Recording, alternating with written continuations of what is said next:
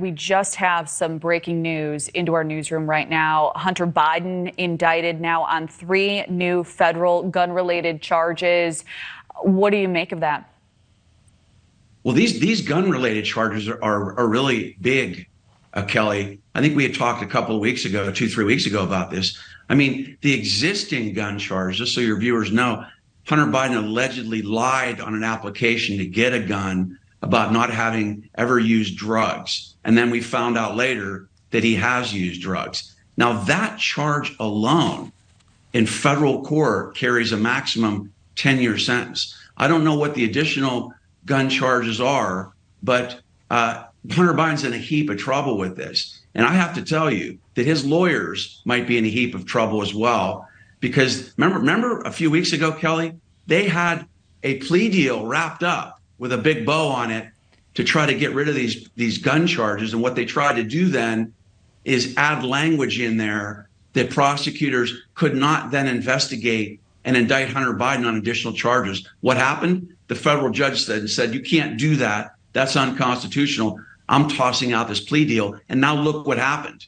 The lawyer's client, Hunter Biden, is now facing additional charges. And as you know, this historic indictment coming on the heels of that plea agreement that fell apart. Also now McCarthy opening up an impeachment inquiry. The timing, Brian, what's your interpretation? Yeah, I think I think McCarthy is making a mistake at this juncture. I think the focus right now, Kelly, should be on Hunter Biden.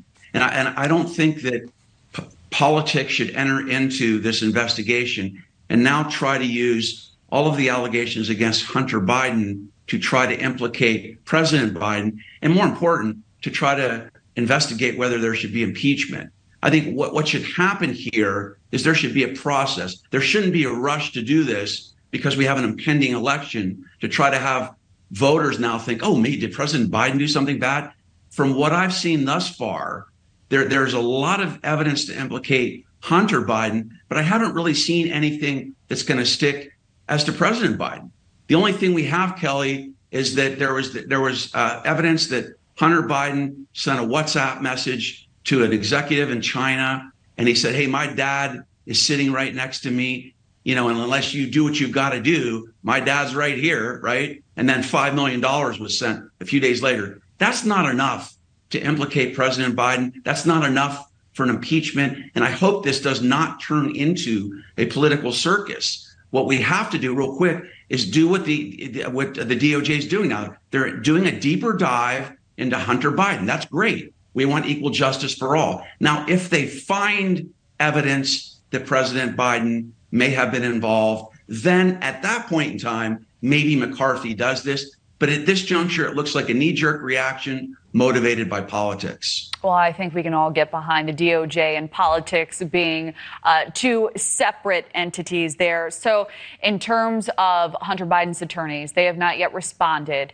Do you think we will hear from them at some point about these new indictments? And if so, what do you think that statement will look and sound like?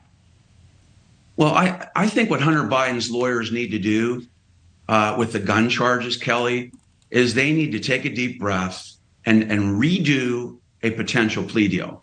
This plea agreement that they submitted weeks ago was DOA, dead on arrival. It was replete with constitutional violations. And I think Hunter Biden's lawyers owe a duty to him to sit back, reach out to prosecutors, and try to focus on a plea deal that just addresses these gun charges. Now we've got 2 more gun charges. They're going to have to try to talk about a plea deal. I think it's going to be harder and harder for Hunter Biden to potentially avoid jail time if there are now 2 additional gun charges. But look, his lawyers have to come out now and say, look, we're going to try to build a bridge with prosecutors. Let's try to work out some kind of plea deal, but focus just on these gun charges. Don't try to eradicate the unknown for what's out there, if anything, against Hunter Biden. And what do you think, Brian, David Weiss is thinking at this very moment on the heels of these 3 new indictments?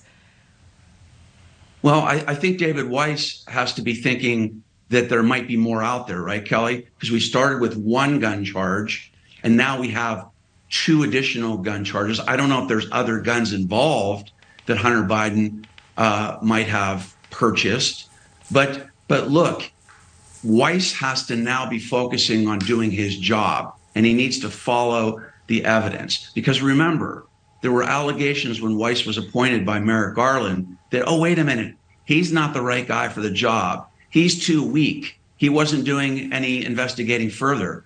And I don't think that was fair to Weiss, because Weiss wasn't calling the shots back then, Kelly. It was Merrick Garland. He was the captain of the ship.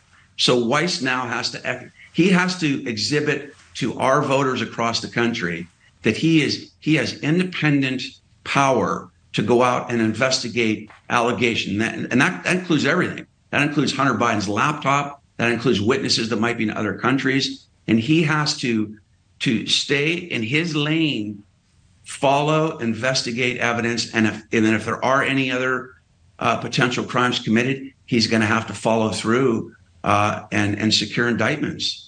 All right. Makes a lot of sense. Brian Claypool, thank you so much for joining us. We always appreciate your analysis. Yeah, you bet. Thank you, Kelly.